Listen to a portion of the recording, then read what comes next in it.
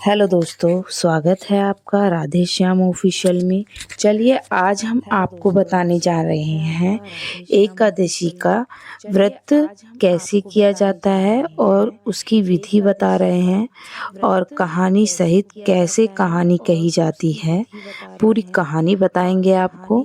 चलिए हम सुनाने जा रहे हैं विधि।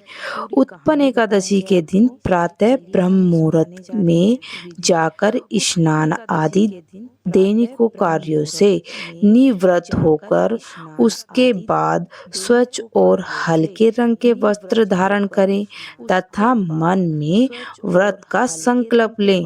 फिर भगवान श्री विष्णु की विधिवत पूजा आरंभ करें।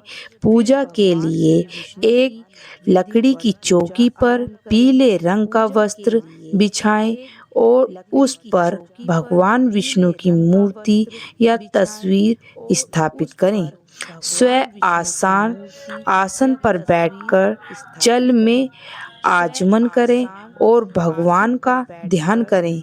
इसके बाद भगवान विष्णु को पीला चंदन, अक्षत, पुष्प, तुलसी की माला और पीले फूल अर्पित करें। फिर मिठाई, फल आदि से भोग लगाएं।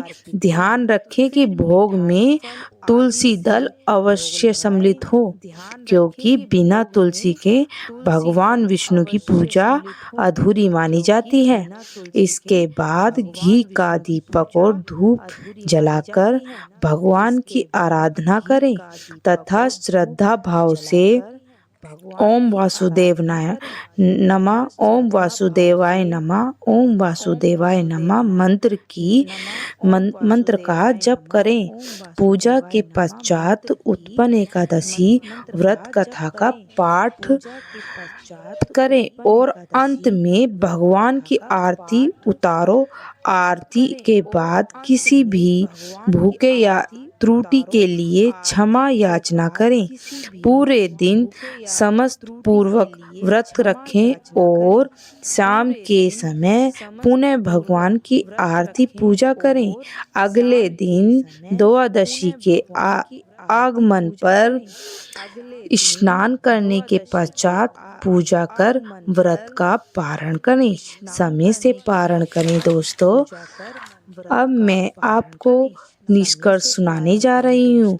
मार्गशीर्ष महीने की उत्पन्न एकादशी की भगवान विष्णु की पूजा का खास महत्व होता है। कहा जाता है इस दिन जो भक्ति सच्चे मन से व्रत और उपवास करता है उसे सुख, शांति और समृद्धि का वरदान मिलता है। अब मैं कहानी आपको सुनाने जा रही हूँ। धार्मिक मान्यताओं के अनुसार भगवान कृष्ण ने धर्मराज युधिष्ठिर की एकादशी माता के जन्म की कथा सुनाई थी। इस कथा के अनुसार सतयुग में मुर नामक एक राक्षस था जो बेहद बलवान था। उस राक्षस ने इंद्र, आदित्य, वसुवायु, अग्नि आदि सभी देवताओं ने भगवान शंकर के सामने सारी बात रख दी। तब भगवान शिव ने कहा, हे देवताओं, तीनों लोकों के स्वामी, भक्तों के दुखों को नाश करने वाले श्री विष्णु की शरण में जाइए, वो ही आपके दुखों को दूर करेंगे। भगवान शिव के कहे अनुसार सभी देवता भगवान विष्णु के पास पहुँचे और उन्होंने अपनी दुख बताते हुए कहा कि हे प्रभु, राक्षसों ने हमें पराजित करके हमारा स्वर्ग छीन लिया है। आप उस राक्षस से हम सबकी रक्षा करें। भगवान विष्णु ने देवताओं को चंद्रावती नगरी जाने को कहा। उस समय राक्षस मुर सेना सहित युद्ध भूमि में दौड़ रहा था। तब खुद भगवान हरि रणभूमि में आए और उन्होंने राक्षस मुर से युद्ध किया। ये युद्ध पूरे 10,000 साल तक चलता रहा, लेकिन मुर नहीं माना। फिर भगवान विष्णु बद्रिकाश चले गए। वहाँ हेमवती नामक सुंदर गुफा थी। उसमें कुछ दिन आराम किया। यह गुफा 12 योजन लंबी थी और उसका एक ही दरवाजा था। भगवान विष्णु वहाँ आराम करते करते सो गए। मुर भी भगवान विष्णु के पीछे पीछे उस गुफा में आ गया और भगवान को सोया देखकर मारने की सोचने लगा। तभी भगवान के शरीर से उज्जवल कार्तिकमय रूप वाली एक देवी प्रकट हुई। देवी ने राक्षस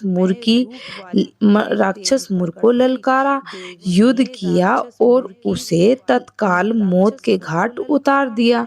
भगवान विष्णु जब अपनी निद्रा से जागृत हुए तो सब बातों को जानकर उन्होंने अंत अपितु उत्पन्न एकादशी के नाम से पूजी जाएंगी। आपके भक्त वही होंगे